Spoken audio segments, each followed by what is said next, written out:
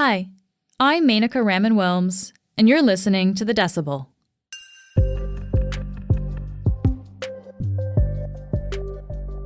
The mediator decided to call off the discussions just in the last few minutes on the basis that we remained far apart. 55,000 school staff walked off the job Friday morning to protest legislation passed in Ontario that forced a new contract on them. Vanmala Subramaniam is the Globe's Future of Work reporter, and she's been covering the labour movement in Canada and the broader ramifications of this specific fight between the Canadian Union of Public Employees, known as CUPE, and the Ontario government. This is The Decibel from the Globe and Mail.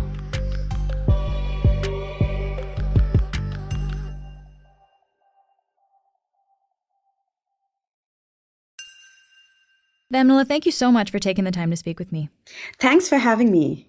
So we are talking Thursday afternoon, and things are moving very fast on this story, so things are shifting. But as of right now, without these CUPE workers on the job on Friday, what's going to happen at schools in Ontario? Yeah, so a couple of school boards have said that they'll stop in-person classes if there aren't support staff on the job. So basically, if these workers do go on strike, which they plan to. Some of these school boards are quite large and prominent. So the Toronto District School Board, the Peel District School Board, the Toronto Catholic District School Board, and, a couple of others, about 6 to 7 others, they have said that they'll stop in-person classes. I think that has been a misconception about who exactly is going on strike, because I'm seeing that quite a bit in comments. It's not teachers. These are education workers like library assistants, maintenance workers for schools, early childcare educators, or, education assistants in classrooms. So essentially, schools will have to shut down, and you're going to see a lot of parents scramble to figure out what to do about childcare. The union that we're talking about, CUPE, the union originally asked for an 11.7% increase to salary annually. But then we know, thanks to reporting by the Globe and Mail, our colleagues Jeff Gray, Dustin Cook, and Caroline Alfonso, we know that CUPE actually put a new offer on the table on Tuesday night, asking for a wage increase of 6% instead per year for 4 years. How did the Ontario government respond to that offer? On the government side, they said they are willing to give a 2.5% increase for people who earn less than $43,000 a year and 1.5% for workers who earn more than $43,000. There's still a big discrepancy between what the union's position is and what the government's position is, and the government has not budged on that. Their hope is that they will institute back to work legislation sometime today before the strike. And part of that maintains that the legislated contractual wage is, between 1.5 and 2.5%. Let's just focus on these numbers for another minute here, because I think when we hear something like an 11% increase or even 6% for that matter, that seems like a big number. But can you just put that in context for us? Yeah, so there are a couple of things to keep in mind when you think about what 11.7% is. First of all, these education workers are some of the lowest paid public sector workers in Ontario. So it's hard to compare wages between public and private sector workers, because public sector workers tend to be paid better, unionized public sector workers. But in this case, the average annual salary, and now this is according to the union, the average annual salary of these workers are about $39,000 a year. Of course, when you think about that number, $39,000, it's including part-time workers. So a part-time worker could get 30-something thousand, but it also includes full-time workers. I think a better way to look at it is if you think about these 55,000 workers, whether or not they're part-time or full-time, most of them get paid less than $60,000 a year. The other thing to keep in mind is that we're in a particularly unique economic climate. Inflation over the last 6 months has ranged between 6 and 8%. And, if you think about these particular group of workers over the last 10 years, and this is data from both the province and CUPE, their wages have increased by about 8.8%. not taking into account inflation, so nominal wages. But if you think about inflation over the last 10 years, inflation has been about 19% cumulatively over the last 10 years. So effectively, if you look at these workers, they've taken a 10% wage cut. Yeah, that's important to remember. I'm glad you brought that up. And so let's go back to the back to work legislation here that we talked about. Beyond their counteroffer with respect to wages, the Ontario government has responded to this with back to work legislation. What is that, and what exactly did the government do here? The union effectively said they were going to go on strike, and they gave a 5-day notice to the government saying that if you don't meet our wage demands, we're going to go on strike, which is the right of the union to do, and it's quite common practice in collective bargaining.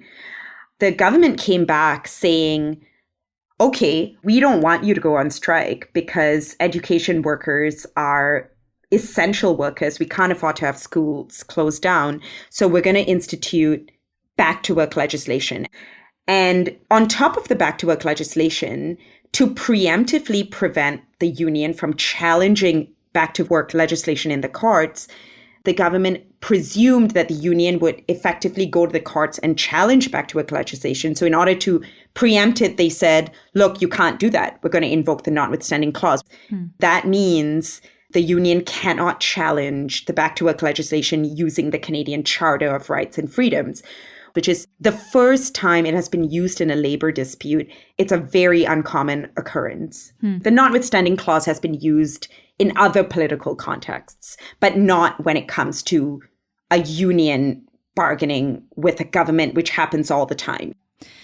Ontario's education minister, Stephen Lecce, he's justifying this legislation by saying that they need to keep students in classes at all costs because kids have lost so much class time during the pandemic. And the government is even branding things this way. They're calling the legislation the Keeping Students in Class Act. We are starting to see evidence that there is significant learning loss. For example, in Ontario, only 47% of grade 6 students actually met the provincial standard when it came to math in recent standardized tests. So how is CUPE actually responding to this concern that kids actually can't afford to miss any more school? CUPE is saying that they're doing what a union would do for its workers. It's important to remember that the right to strike and the right to collectively bargain are tools that unions traditionally use from their toolbox. So it's not entirely surprising that the union would issue a 5-day strike notice and say that, look, if you're not meeting our wage demands, or if you're not even meeting us halfway, we are going to take this action. I think what's different this time around is the fact that the members of unions are willing to strike, and they are overwhelmingly supporting the union's decision to go on strike. What more commonly happens with unions is they both start on very opposing ends of the scale of, whatever they're asking for, be it better benefits, and they slowly meet at the middle. In this case, the government took a very hard line very early in the negotiation. So that kind of is what makes it very different here. We'll be back in a minute.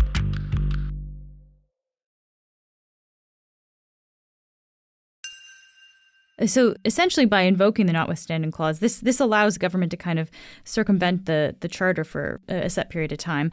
By using this clause, I guess, what message is the Ontario government sending to the union, CUPE, and by extension to other unions in Canada? I think one thing to remember that's very interesting about what's happening in the labor movement right now is we have not for decades been in a period of negotiating collective agreements when inflation is this high.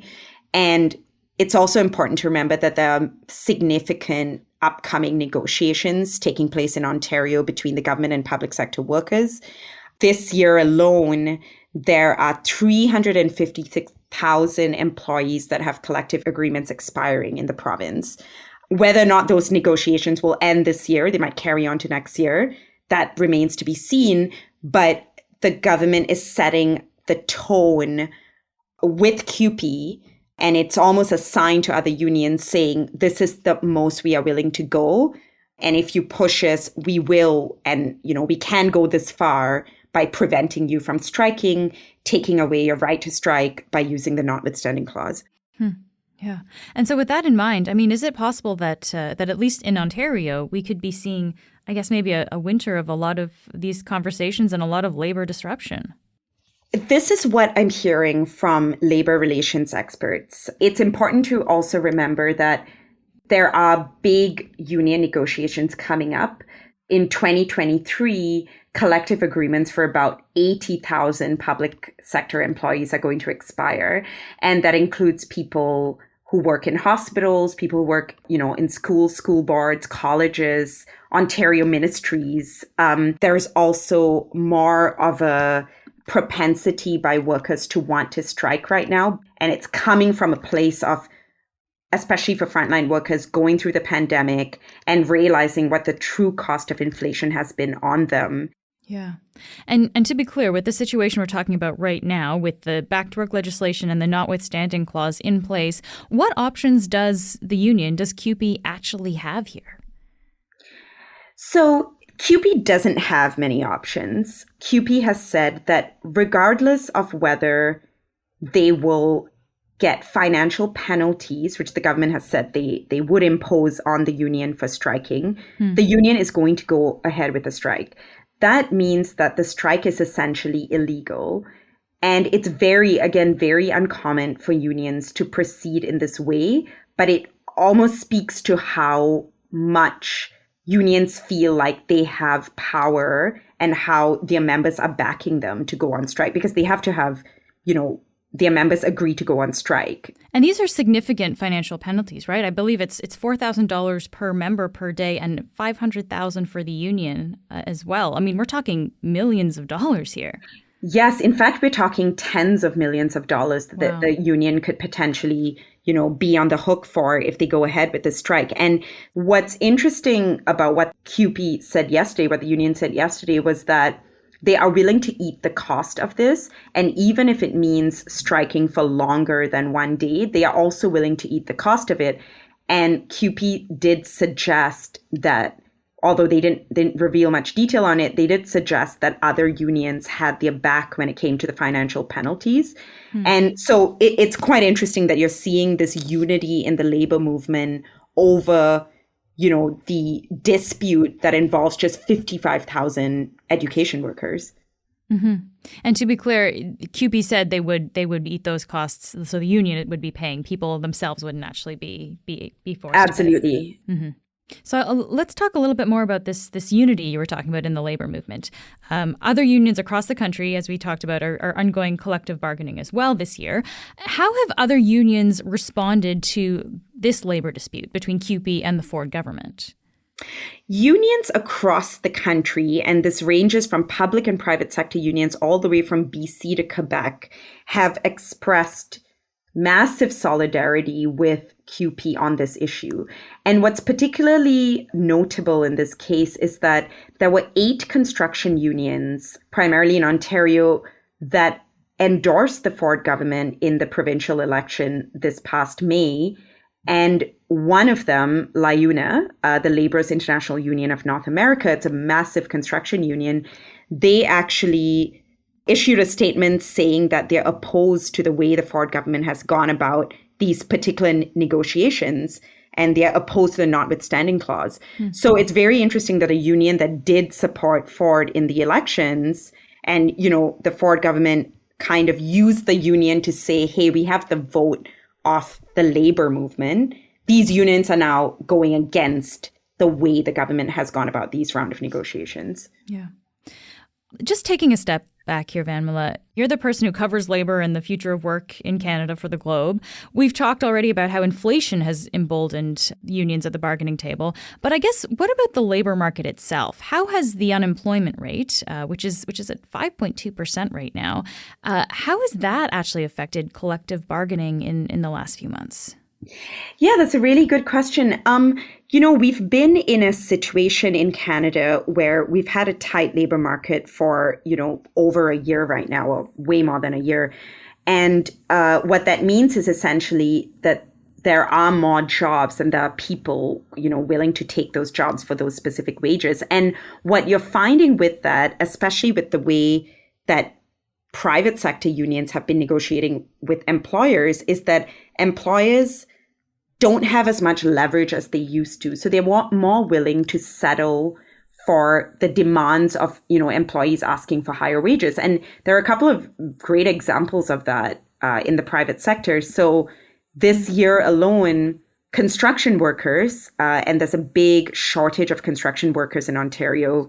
The International Brotherhood of Electrical Workers, a big union representing electricians, they got an 8.6% wage increase over 3 years. When you say 8.6% wage increase, it's something that is quite uncommon for a union to negotiate. It's quite high. And, we are seeing more examples of this. We're even seeing examples recently with Unifor, a big private sector union in Canada, negotiating wage increases for airline workers, also another group of workers that are in, vast shortage. All this to say, there are some big wins that unions have been getting. And in fact, that has emboldened them to raise the bar for how much they're asking when they go to the bargaining table. So with all this in mind, what are you watching for in the near future with this CUPE dispute, but also just in the coming months with other labor negotiations in Canada? I think this particular dispute between CUPE and the Ontario government is the first real hostile negotiation we've seen in a long while, but it is not going to be the last at all. And in fact, I was talking to a couple of union heads at the private sector unions, and they're observing this very keenly because they feel that there's a ripple effect that's going to take place amongst, all unions when they're at the bargaining table. For example, they think that, employers, private sector employers, will look at the government and say, look, they have stood their ground. We're not necessarily going to go much higher than that either. And it almost sets the stage for what you can ask. What I'm keeping an eye on in the near term is exactly how this will play out. It's going to be interesting. How long will these workers go on strike? Will the government budge from its current position, or will the union just accept the government's position? But I think in the long run, over the next 1 year, it will be interesting to see what impact this specific negotiations has on tactics that unions employ when they negotiate with employers. Vanmala, thank you so much for taking the time to speak with me today. Thank you so much for having me, Menaka. That's it for today. I'm Menaka Raman-Wilms. Our producers are Madeline White, Cheryl Sutherland, and Rachel Levy-McLaughlin. David Crosby edits the show. Kasia Mihailovich is our senior producer, and Angela Pacenza is our executive editor. Thanks so much for listening, and I'll talk to you next week.